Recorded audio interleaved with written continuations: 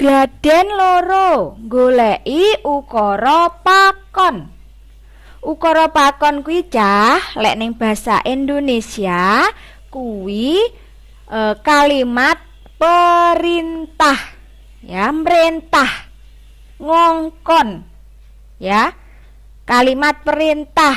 Kalau ning bahasa Indonesia, lek ning bahasa Jawa jenenge ukara pakon. Nah, awake dhewe ning bab pasinaon siji iki bakal belajar ukara pakon karo ukara panyuwun. Ukara pakon tuladhane saka wacanku mau yaiku Bapak dawuh, Bim, suket sing wis dijeboli iku wadahana glangsing. Ya. Iku termasuk ukara pakon atau kalimat perintah. Ya, intine merintah, ngongkon. Wis sing diarani ukara pakon. Saiki gawe maneh ukara pakon liyane. Samen kon gawe ukara pakon liyane. Contone ya. Nomor 1, resik ana cendelane Din.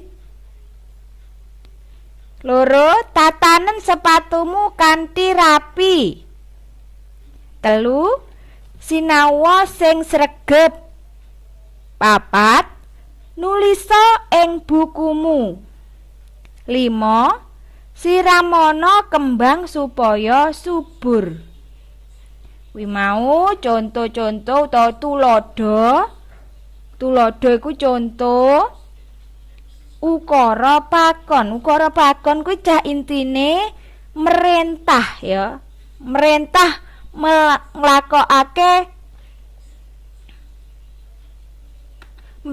nglakokake pekerjaan. Intinya seperti itu.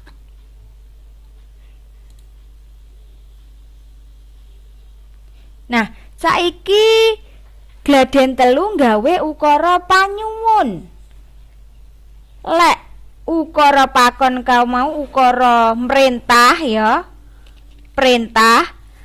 Lek ukara panyuwun kuwi ukara sing mengandung perintah tapi nanging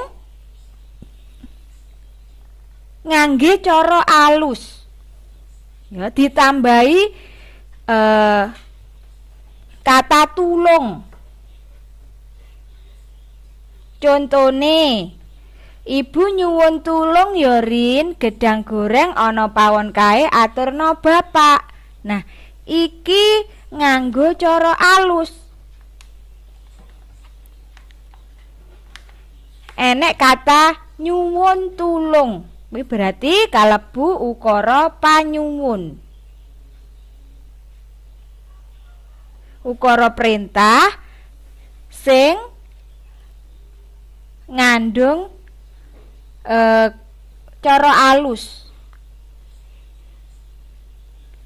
Gawe maneh ukara panyuwun liyane. Tuladhane contone nomor 1, tulung jupukna uyah, Nduk. Nah, ana kata tulung, ya. Lek ukara perintah kuwi ukarane jupukna uyah, Nduk, ngono. Lek didadekne ukara panyuwun dialusne ditambahi kata tulung. Tulung jupukna uyah, Nduk.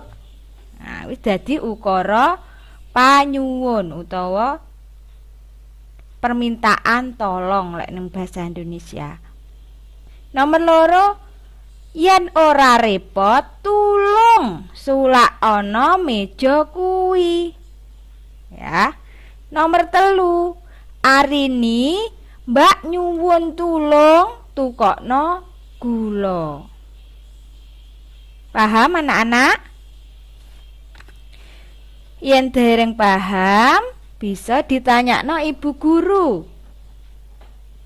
Nggih. Cukup semene materi dina iki, muga-muga bocah-bocah kelas 1 iso memahami materi sing wis dijelasne Ibu Guru. Wassalamualaikum warahmatullahi wabarakatuh.